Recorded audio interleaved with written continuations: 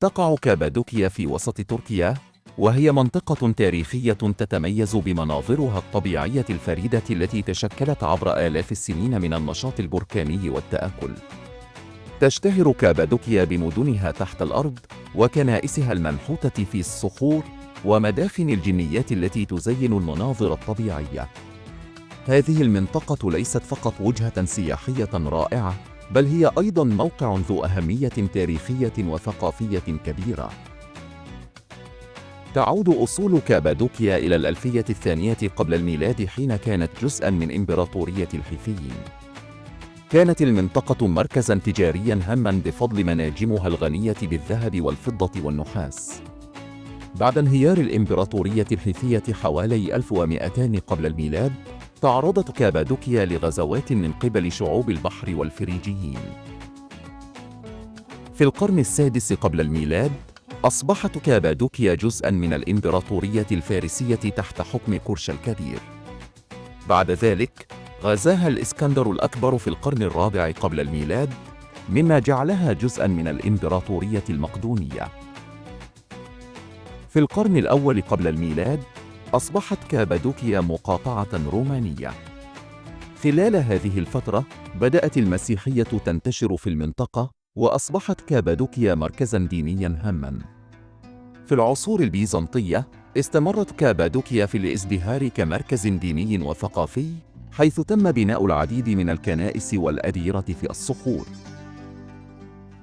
في القرن الحادي عشر، غزا السلاجقة الترك كابادوكيا، ومن ثم أصبحت جزءاً من الإمبراطورية العثمانية في القرن الخامس عشر.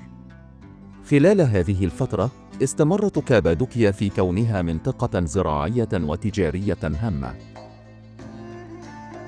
الأماكن السياحية في كابادوكيا: متحف بوريم المفتوح، يضم مجموعة من الكنائس والأديرة المنحوتة في الصخور مع لوحات جدارية مذهلة. مدينة ديرينكويو تحت الأرض، واحدة من أكبر المدن تحت الأرض في العالم، كانت تستخدم كمأوى خلال الغزوات. وادي الحب يتميز بتشكيلات صخرية فريدة تشبه المدافن. قلعة أوشيسار توفر إطلالات بانورامية رائعة على المنطقة. وادي إهلارا، واد عميق يضم العديد من الكنائس المنحوتة في الصخور.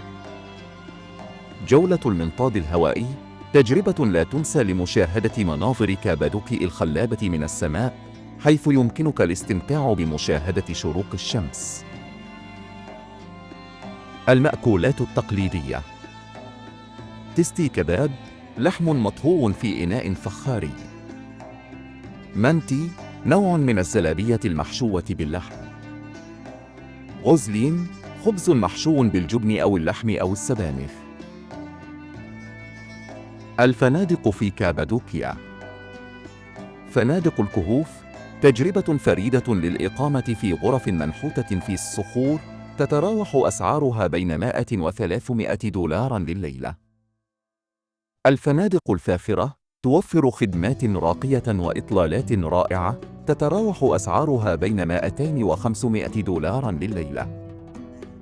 الفنادق الاقتصادية توفر إقامة مريحة بأسعار معقولة، تتراوح بين 50 و100 دولار لليلة. تعد كابادوكيا واحدة من أكثر الوجهات السياحية سحراً في العالم، حيث تجمع بين التاريخ العريق والطبيعة الخلابة. سواء كنت مهتماً بالتاريخ، أو تبحث عن مغامرة في الطبيعة، أو ترغب في تذوق المأكولات المحلية، فإن كابادوكيا تقدم تجربة لا تنسى لكل زائر. من فضلكم، لا تنسوا الاشتراك في قناتنا ليصلكم المزيد من الفيديوهات الرائعة. شكراً جزيلاً لدعمكم المستمر.